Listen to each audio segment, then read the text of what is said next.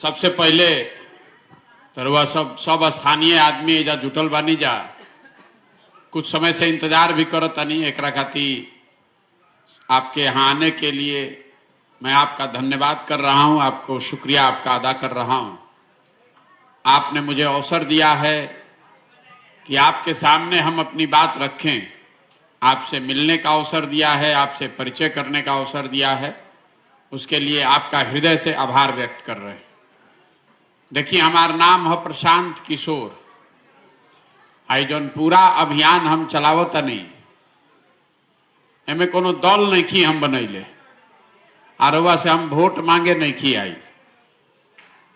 हम बिहार के कोनो नेता ना हैं, हम कोई मुखिया विधायक मुखिया मंत्री नहीं हैं, सरपंच नहीं हैं, हम तो साधारण परिवार के लड़के हैं।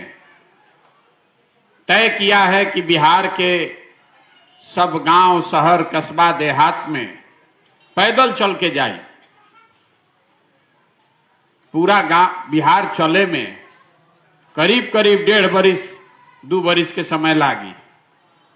अभी हम 172 दिन से पैदल चलतानी। अब 5 गो जिला भइल बा। चंपारण से चले शुरू कैले बानी, पश्चिम चंपारण गईनी, फिर पूर्वी चंपारण, शिवहर, गोपालगंज, सिवान होते हुए रउआ जिला में आइल बानी। अभी पूरा बिहार बाकी बा। तो हम वोट रउआ से मांगत नहीं की, हम कोई के कोनो कामो ना करी। हम रास्ता में चलत आनी तो आदमी बहुत तरह के बात बतावता। स्वाभाविक बार रउआ परेशानी में बानी तो कोई कहता कि भैया हमारा राशन कार्ड नहीं खे, कोई बतावता कि भैया हमने के पेंशन नहीं खे मिलत, कोई बतावता कि हमने के नाली गली खराब बा, अस्पताल नहीं खे, स्कूल नहीं खे, खेत में पानी नहीं खे। आदमी सब तरह के समस्या बतावता। एमे कुछ समस्या तो जरूर हम राउर मदद कर सकता नहीं, लेकिन तबो हम मदद ना करी। मान ली कि राउर लड़का के पढ़े के जरूरत बा, हम रवा के मदद करके राउर लड़का के पढ़े के व्यवस्था कर भी दी, तबो तो उसे बिहार भर के करोड़ों लड़कन के पढ़े के व्यवस्था तो ना होई। रवा पेंशन नहीं खे मिलत, हम रवा के 500 रुपये महीना देवे लागी तो उसे बिहार भर के आदमी के तो पेंशन ना मिले लागी। राउर नली गली अगर बनियो जाए तो उसे तो बिहार भर के नली गली घर ना बन जाए। तो हम पैदल रवा के मदद करे नहीं खी चलल।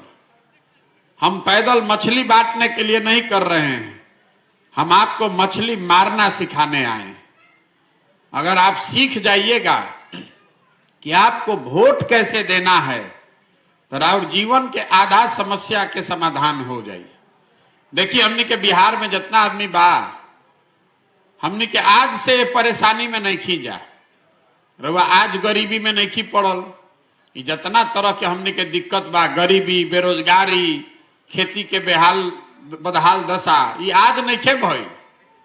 ये तो 40-50 बरिस से ऐसा ही बा। रवा लड़का रही तबो उतने दिक्कत रहे, जे लड़का रहे वो जवान हो गई, जवान आदमी बूढ़ हो गई। 40-50 बरिस से दशा सुधरत नहीं खे।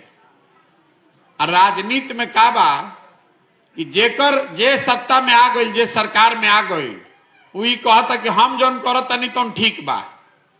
आ जेकरा में सत्ता नहीं खे, जे विपक्ष में बा, वो कहता कि जे करत नहीं खराब बा, रोज के तू मैं बा।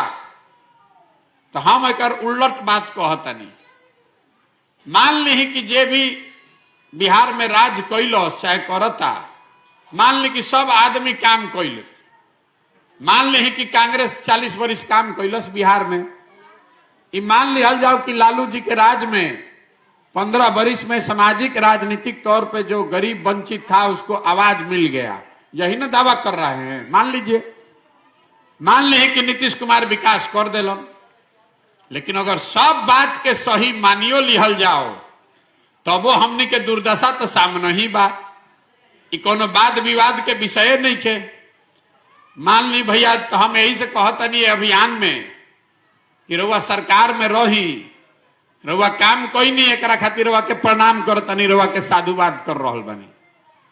लेकिन रउआ जितना प्रयास कोई नहीं, जितना काम करनी, उसके बाद भी आज बिहार देश का सबसे गरीब, सबसे पिछड़ा, सबसे ज्यादा अशिक्षित, सबसे ज्यादा भूखमरी या बेरोजगारी वाला राज्य है। ये बात तो हमने के सब देखते बानी जा, इनमें तो कोनो बात विवाद के विषय नहीं थे। तो कोई भी समझदार आदमी बताई कि भाई जौना रास्ता पर 50 वर्ष से चलत नहीं जा, अगर यही रास्ता पर अगला 50 वर्ष भी चलत रह जाई तो हमनी के मंजिल ना मिली। जब पिछला 50 वर्ष में गरीबी ना दूर भइल तो अगलो 50 में ना हुई।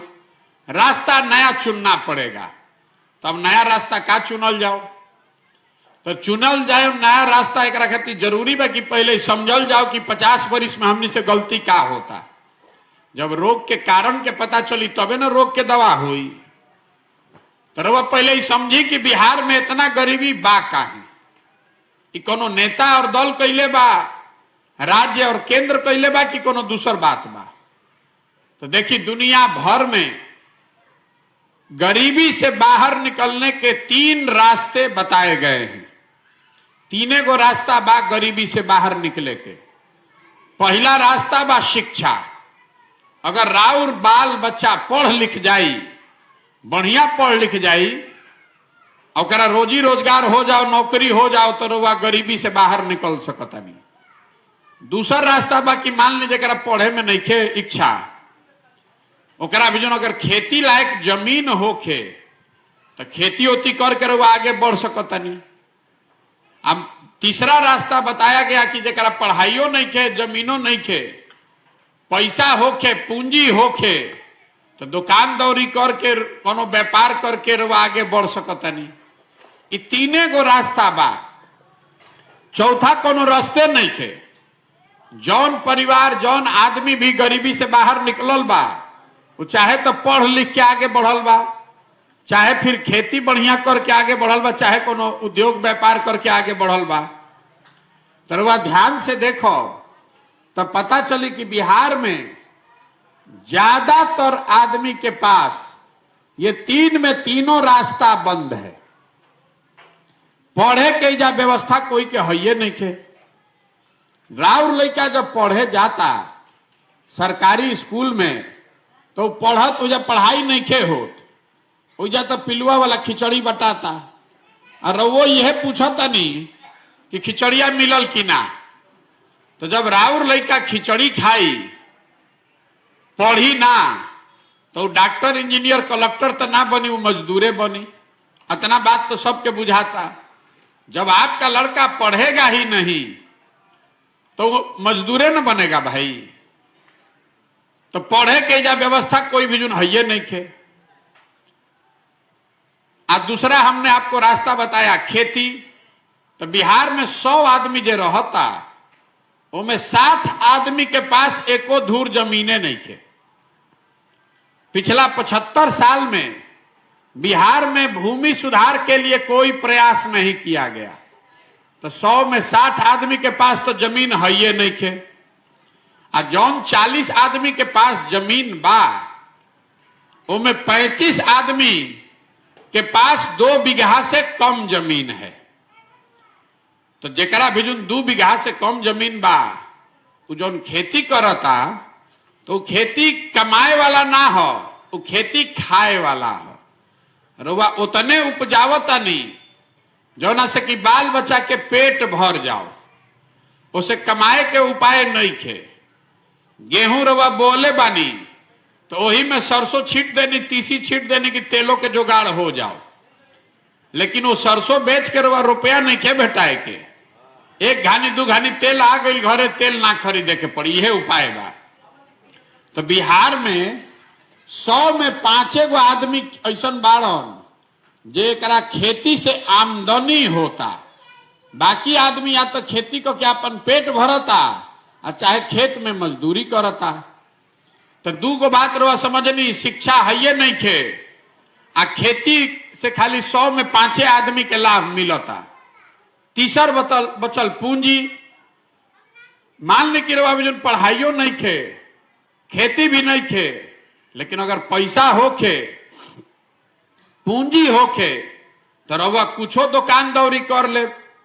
कुछ ना हो तो 5 गो गाय बैल गाय भैंस पाल ले, बकरिए पाल ले, मुर्गिए पाल ले, 2 गो दुकाने खोल ले पारचून के, एगो गाड़ी खरीद के चलावे लागब टेम्पू, कुछो कर सकतनी।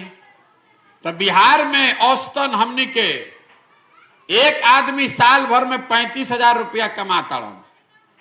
देश में साल भर में औसतन एक आदमी 1,45,000 रुपया कमाता है। अब बिहार में कमाता 35,000 रुपया।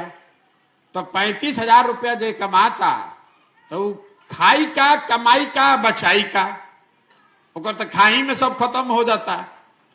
तो बिहार में गरीबी तब तक दूर नहीं हो सकती है जब तक यहां लोगों के बच्चों के, गरीबों के बच्चों के पढ़ने के लिए अच्छी व्यवस्था नहीं बनाई जाए, जब तक खेती के कमाए वाला ना बनावल जाओ, और जब तक यहां के लोगों के हाथ में, लड़कों के, युवाओं के हाथ में पूंजी नहीं दिया जाए। ये 3 गो काम करे के पड़ी। तो कोई एकरा के करत काहे नहीं के? रवा के बताओ तनी। देखिए इतना आदमी रवा बैठल बानी जा। अब एगो सवाल पूछब, 1 मिनट में रवा पता चली कि बिहार में तीनों काम काहे नहीं खे हो। सबके जवाब देवे के बाद मुंह से, और कुछ होके चाहे ना। इतना तो सबके बुझाता कि बिहार में लइकन के पढ़े के व्यवस्था बढ़िया होके के चाहिए कि ना भैया? सबके बोले के बाद एजा कथा सुने नहीं की आयल रहुआ। हम सवाल पूछा तनी तो बताई, बिहार में और सब और कुछ होखो चाहे ना, सब आदमी के पढ़े के व्यवस्था होके के चाहिए ना भाई? सोच के बोलो तो नहीं ना। अच्छा, तो अब रवा 1 मिनट में पता चली कि राउर दुर्दशा काहे बा। अभी सब आदमी कहल कि पढ़े के व्यवस्था होके के चाहिए। तो अब सब आदमी अपना अपना लइकन के नाम पर ईमानदारी से बताएं कि जीवन में, पिछला चुनाव में ना, जीवन में कभी आपने पढ़ने के लिए, शिक्षा के लिए वोट दिया है? कोई दिले बा भाई? कोई दिले बा? बता दो।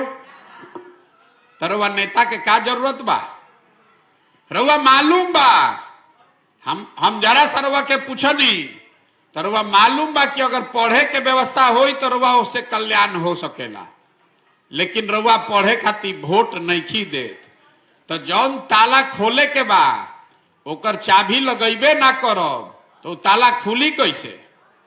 रउआ बुझाता सब के जा बिहार में यह बुझाता कि हमने के नेता सब ठगत अड़सन, कि नेता वोट ले लेलस, काम नहीं के करत। हम रउआ के बतावत नहीं कि नेता रउआ के ठगत नहीं के। इस बात को आप समझिए, नेता आपको नहीं ठग रहा है।